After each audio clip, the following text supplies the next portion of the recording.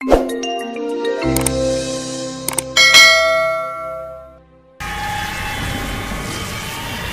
आज हमारा lecture number 19 है। तो आज हम शुरू करने जा रहे हैं, नेक्स्ट टॉपिक्स हम शुरू करने जा रहे हैं। ये ज़रा हटके हैं, जो हमने पहले पढ़ा था इलेक्ट्रिक फील्ड के बारे में डिटेल में हमने सारा पढ़ा है। आज हम शुरू करने जा रहे हैं इलेक्ट्रिक फ्लक्स कि इलेक्ट्रिक फ्लक्स क्या होता है। इसको समझने से पहले आपको बता दूं व्हाट इज़ फ्लक्स। फ्लक्स क्या होता है, इसको आप आम ज़बान में कह लें कि फ़्लो होता है किसी भी चीज़ का, ठीक है। तो इस सूरत में हम इसको देखते हैं। इलेक्ट्रिक फ्लक्स क्या होता है, the total number of electric field lines passing through any certain area is called electric flux. यानी किसी भी एरिया, सरफेस का एरिया या किसी भी चीज़ में से जब इलेक्ट्रिक फील्ड लाइंस पास करेंगी या गुजरेंगी तो उसको हम कह सकते हैं कि क्या है, इलेक्ट्रिक फ्लक्स। इसको समझने के लिए आपको एक एग्जांपल देता हूँ कि लेट्स सपोज हमारे पास कोई सरफेस है। मिसाल के तौर पे ये हमारे पास कोई भी एक मटेरियल है और इसकी कोई ना कोई सरफेस तो होगी। अब इलेक्ट्रिक फ्लक्स क्या होगा, ये कह लें हमारी इलेक्ट्रिक फील्ड लाइंस हैं, ये इसमें से जब फ्लो करेंगी यानी कि इसमें से गुजरेंगी तो इसको हम कहेंगे इलेक्ट्रिक फ्लक्स। तो इसको ज़ाहिर किया जाता है, फाई से ज़ाहिर किया जाता है। और इलेक्ट्रिक फ्लक्स किसके बराबर होता है, इसकी एक और डेफिनेशन भी कह सकते हैं। वो क्या है, मैथमेटिकल डेफिनेशन कह लें कि वो डॉट प्रोडक्ट होता है किसका, इलेक्ट्रिक फील्ड और एलिमेंट एरिया का, एरिया एलिमेंट का। इसमें यानी ये हमारे पास इलेक्ट्रिक फ्लक्स बराबर है dot product of electric field and area element. इधर हमारे पास ये जो डी ए है वो असल में क्या है, वेक्टर एरिया।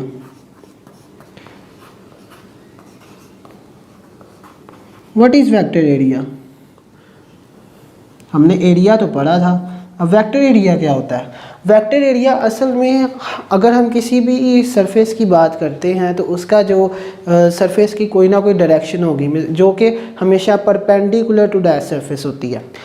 तो किसी भी सरफेस की बात करें, मिसाल के तौर पर अगर मैं वाइट बोर्ड की बात करता हूँ तो इसकी डायरेक्शन इस तरफ है, इस तरफ, या फिर इसकी जो बैक साइड वाली होगी तो इसकी डायरेक्शन मैं कहता हूँ ये परपेंडिकुलर है इसके, तो ये आउटवर्ड इस तरफ है, आउटवर्ड है। तो वेक्टर एरिया ये होती है। और नेक्स्ट है हमारे पास इलेक्ट्रिक फील्ड। अब अगर हम बात करें टोटल इलेक्ट्रिक फील्ड की तो हम इंटीग्रल ले लेते हैं इस दोनों साइड पे, तो हमारे पास टोटल इलेक्ट्रिक फ्लक्स बराबर आ जाता है इंटीग्रल ऑफ किसका, electric field dot vector area के, ठीक है। और ये इंटीग्रल हमारे पास क्या है, क्लोज्ड। इसका मतलब ये है कि वो सरफेस क्लोज्ड होगी, ठीक है। अच्छा, यानी कोई भी शेप ले लें, इसकी कोई ना कोई बाउंड्री होगी, जैसी भी कोई भी चीज़, कोई भी आप शेप ले लें उसकी कोई ना कोई बाउंड्री लाजमी होगी। इसका ऐसा यूनिट क्या है, न्यूटन मीटर स्क्वायर पर कूलम। नेक्स्ट हम बात कर लेते हैं, इसके कुछ केसेस हैं कि फ्लक्स कब मैक्सिमम होगा और कब मिनिमम होगा। तो इसको समझने की कोशिश करते हैं। मैं अगेन एक मिसाल से आपको समझाने की कोशिश करूँगा कि अब ये हमारे पास कह लें कि सरफेस है, ये हमारे पास एक सरफेस है। अब इस सरफेस का जो वेक्टर एरिया है उसकी डायरेक्शन है ये, इसको मैं डी ए से कह देता हूँ, ठीक है। अब मैं क्या करता हूँ, इसमें से इलेक्ट्रिक फील्ड लाइंस पास करवाता हूँ, ये आ गई, ये आ गई,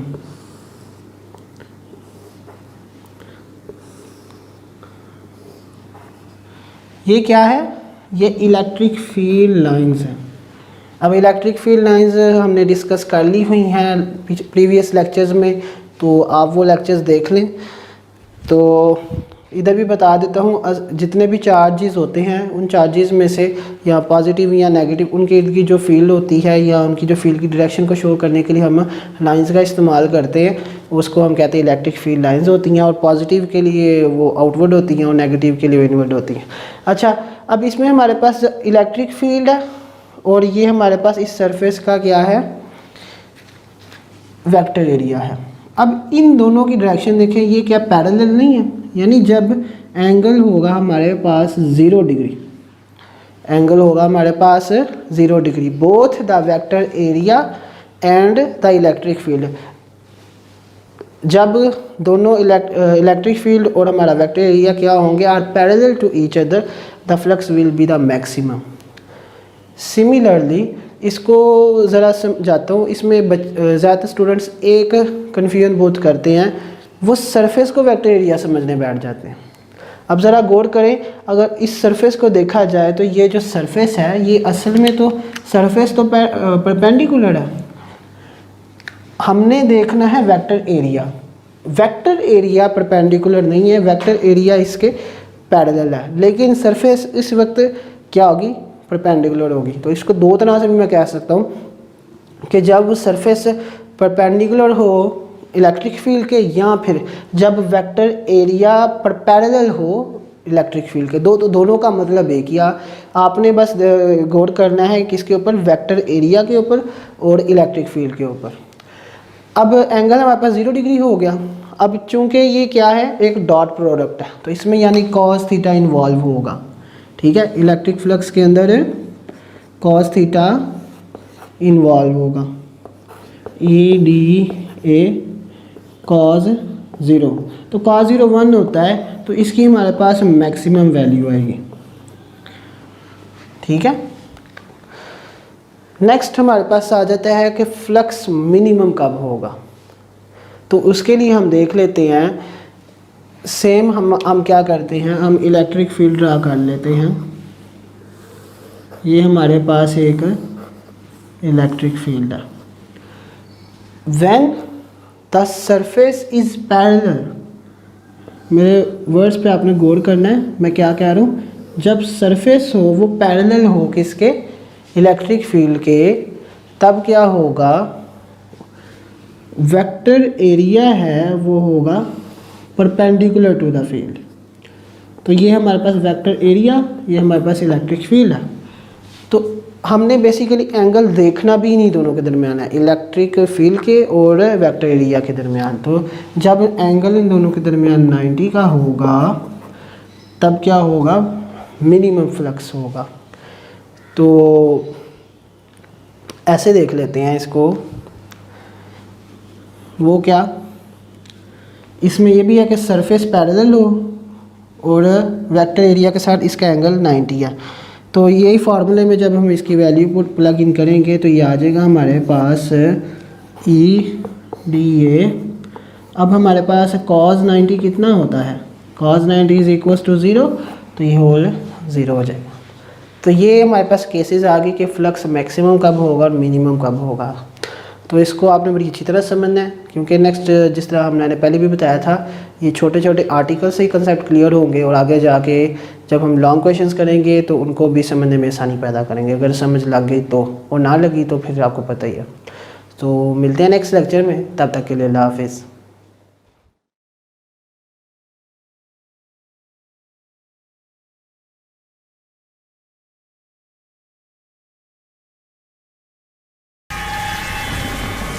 तो आज हमारा लेक्चर नंबर 20 है, तो इलेक्ट्रिसिटी मैग्नेटिज्म का। तो आज हम स्टडी करने जा रहे हैं इलेक्ट्रिक फ्लक्स। हमने लास्ट लेक्चर में डिस्कस किया था, आज हम पढ़ेंगे गॉसेस लॉ के बारे में। It is related to the electric flux.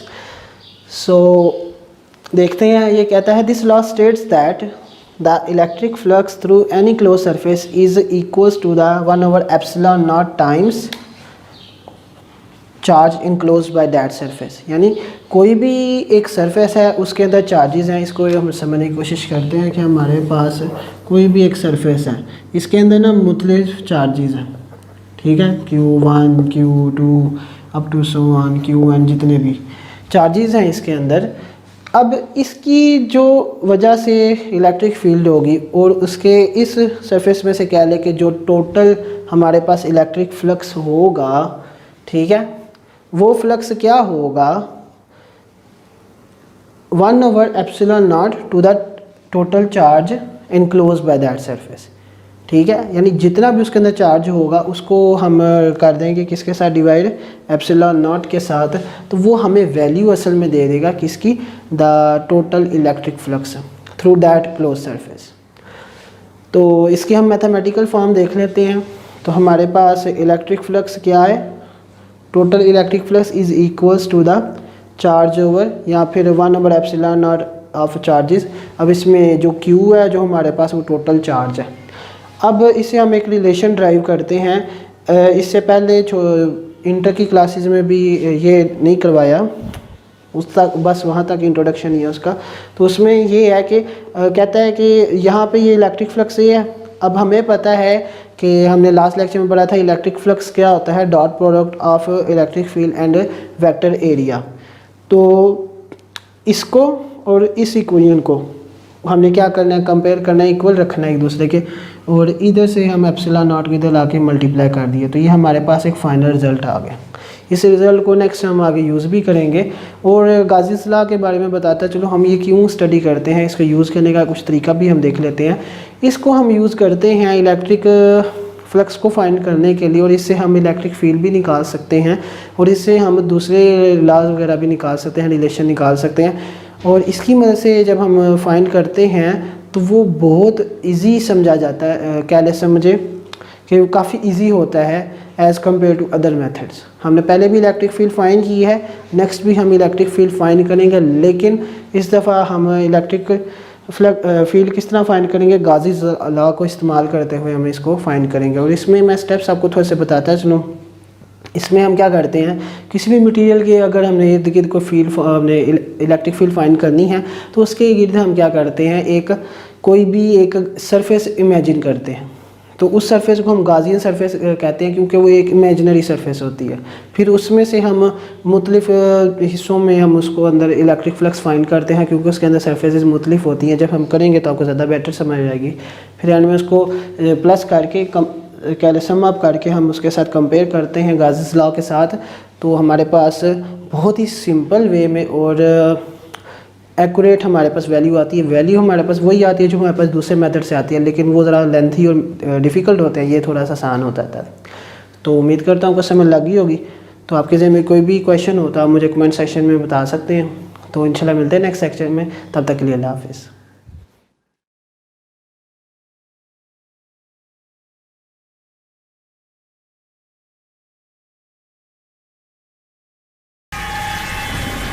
तो आज हमारा लेक्चर नंबर 21 है। तो आज हम डिस्कस करने जा रहे हैं क्या कि आज हम ड्राइव करेंगे कूलम्स लॉ को with the help of Gauss's law. तो स्टार्ट करते हैं। तो इसके लिए हम लेट करते हैं, हमारे पास एक पॉइंट चार्ज है Q, इसके गिर्द हम एक Gaussian surface in the form of sphere हम लेट कर लेते हैं।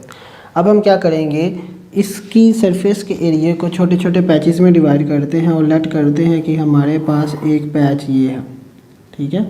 और इस पैच का जो एरिया है, वेक्टर एरिया है, वो है आउटवर्ड, ये उसकी डायरेक्शन को ज़ाहिर कर रहे हैं ये। अब ये जो हमारे पास चार्ज है ये पॉजिटिव है, इसकी जो इलेक्ट्रिक फील्ड लाइंस की डायरेक्शन वो भी आउटवर्ड होगी, यानी the angle between DA and electric field will be the 0 degree. Parallel है दोनों।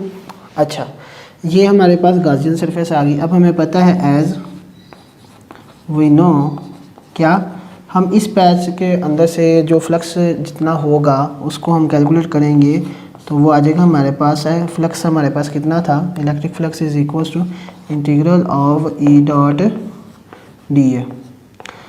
तो वैल्यू प्लग इन करते हैं, EDA डॉट प्रोडक्ट है तो ये आ जाएगा कॉज ऑफ 0 डिग्री। तो ये हमारे पास आ जाएगा कितना, EDA, ठीक है।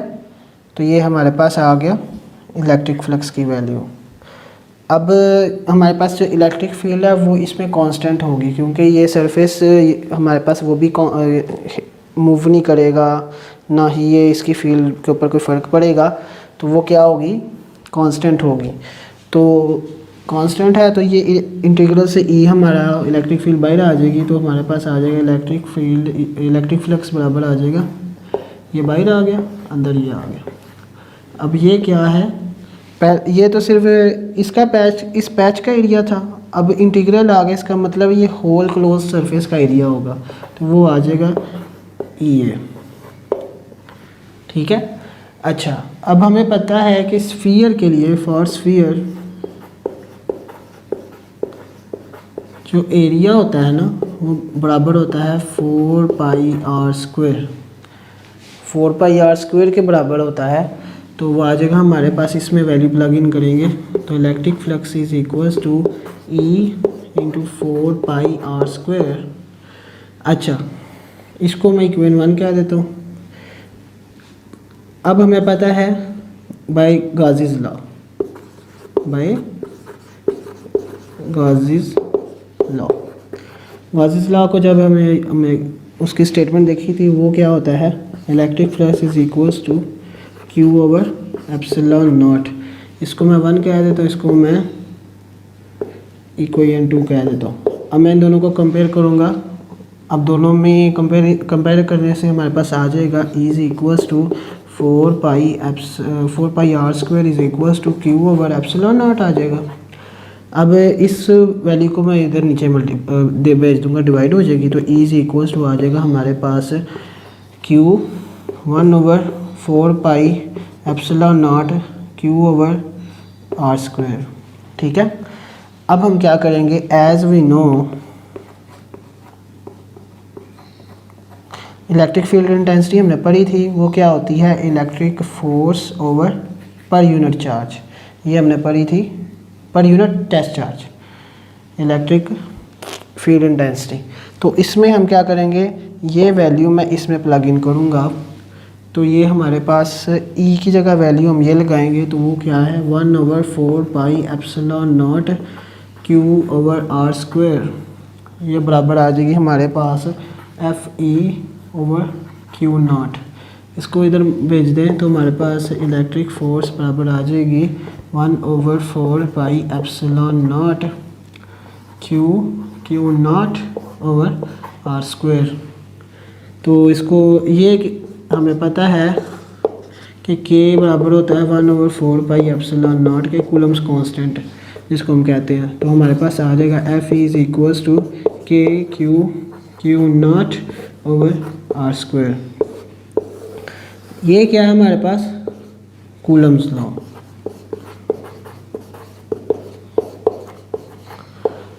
तो यही हमने साबित करना था।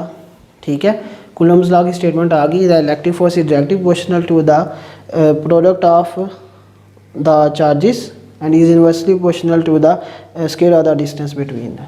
तो हमारे पास ये साबित हो गया, हेंस प्रूव्ड। तो बहुत ही सिंपल मेथड से हमने गाज़ीज़ लॉ को इस्तेमाल करते हुए इसको हमने फाइंड कर लिया। तो उम्मीद करता आपको समझ लगी होगी। तो मिलते हैं नेक्स्ट लेक्चर में, तब तक के लिए अल्लाह हाफ़िज़।